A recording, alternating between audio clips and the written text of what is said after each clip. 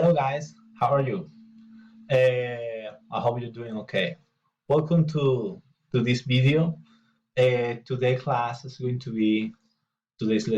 to be about the 17th century. Actually, about the first half of the century, because this is a complicated ages for Spanish history.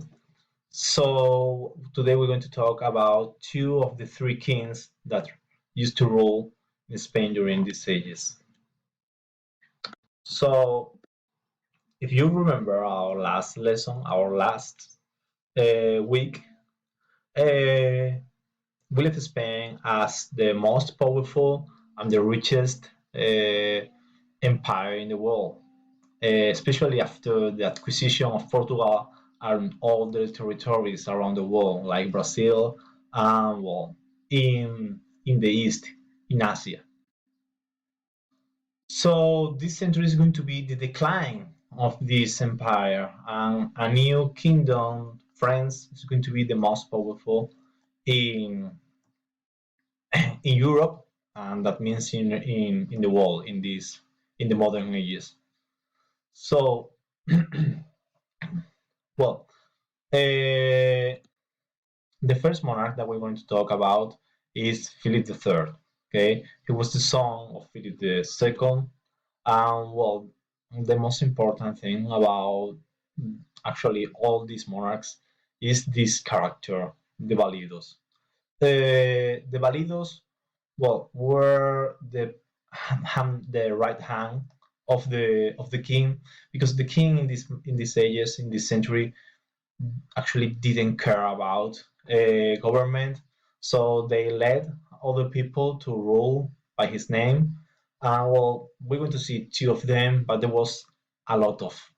Okay, the most important was with Philip III, the Duke of Lerma. Okay, the Duke of Lerma was a thief in Spain. Okay, he tried to uh, handed their position to increase this wealth as maximum as possible. Well, we're going to see the domestic or the interior policy and the exterior policy of these ages.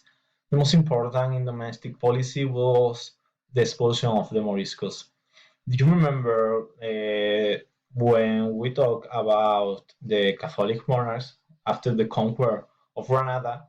They allowed to the people who used to live in Granada, the Muslim people that used to live there, to stay in Spain, but they have to change the religion into Christianity, into Catholicism.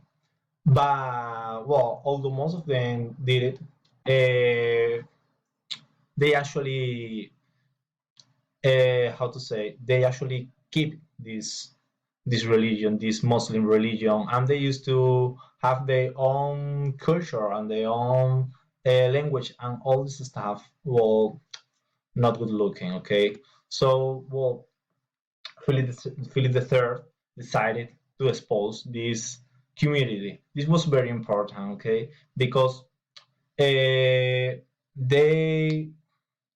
they were a huge part of the population of Spain. Okay, so this is one of the reasons that maybe Spain is going to be less important in the world. Okay, because they didn't, the economy can't support all this expulsion.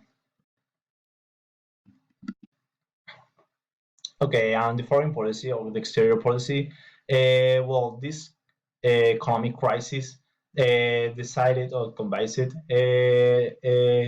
to Philip III to develop a pacifist policy against what their their father or their grandfather Philip the Second and Charles V used to do. Okay, they did a treaty of peace and the 12-year truce in Netherlands. If you remember, Netherlands tried to independence from Spanish monarchy, and during these ages is going to something that's going to happen.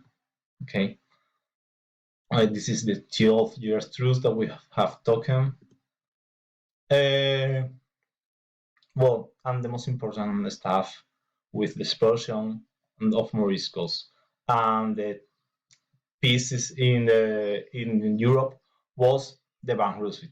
Okay, they spent all the money that came from America in, well, just paying from bankers, banks, and all the stuff. Okay, well, with Philip IV, the thing's not going to be better. Okay, they try to recover all the status that with Philip III was lost. But actually, he decided to let the government into the Duke of Olivares. But well, he tried to do it better, but he got this iron hand to do it.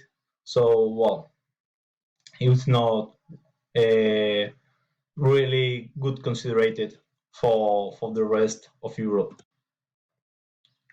Uh, for trying to support the war, this Duke of Navarre demanded more soldiers and higher taxes, especially in Catalonia and in Portugal. Okay, and uh, that will lead to well, uprisings in Catalonia and Portugal. Okay, actually, Portugal is going to declare independence. Well, Catalonia, as you know, during this all these years is going to be really tough for them because they're trying to independence once and once during all these years. Okay, well, the truce with the Netherlands ended. Okay, and well, the war started again to the Flemish rebels. All the situation was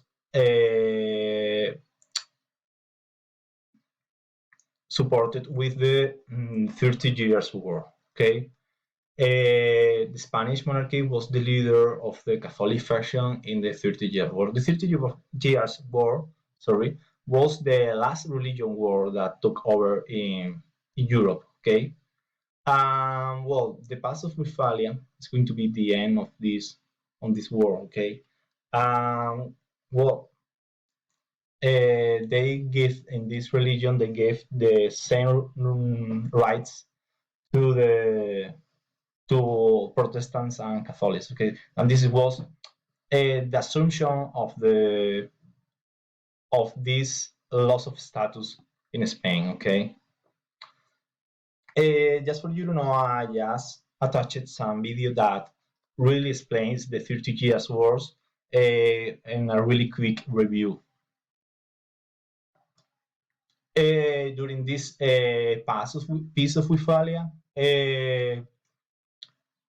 Spain is going to say goodbye to a lot of territories, okay, like Netherlands or Portugal, and well, it was really, really tough for them.